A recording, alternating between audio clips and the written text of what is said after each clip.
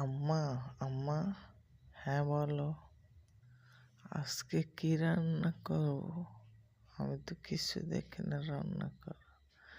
তা দেখবো কা, তা তো চোখে পড়ে না।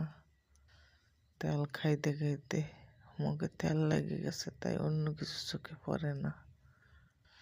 দাঁড়া নিয়ে আসো আমার সাথে।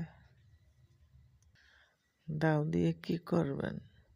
ওই কয়টা কলা কেটে দেবো আনে, ওই চিংড়ি মাছ কড়া দিয়ে তুমি রান্না করে রাখবো আনে, ওরা এসেও দিয়ে খাবে। আমার খালি ওই চিংড়ি মাছের কলা তরকারি। আসতে বলছি, আসো, নাও কলা কয়টা নাও, আর এই মোচা দুইটাও নিয়ে চলো।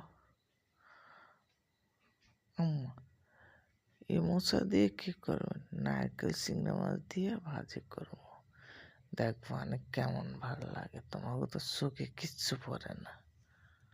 আমরা তো আমাকে সময় শাশুড়ির অপেক্ষায় বসে থাকতাম না। শাশুড়ি ঘুরতে যাইতো, এবারে তো বাড়ি তারে ডাকতো, সবাই ভালোবাসতো। মুরব্বী কোনো কাজ বাজ করতে না, সবার সাথে গল্প করতো, সময় চলে যেত। আর আমি ওই সময় ডাকলে তো আমার শেষ, তাই আমি খেতে চলে যাইতাম। ওখান দিয়ে এভাবে কিছু না কিছু নিয়ে আসতাম, নিয়ে এসে রান্না করতাম। শাশুড়ি এসে দেখে অনেক খুশি হইতো।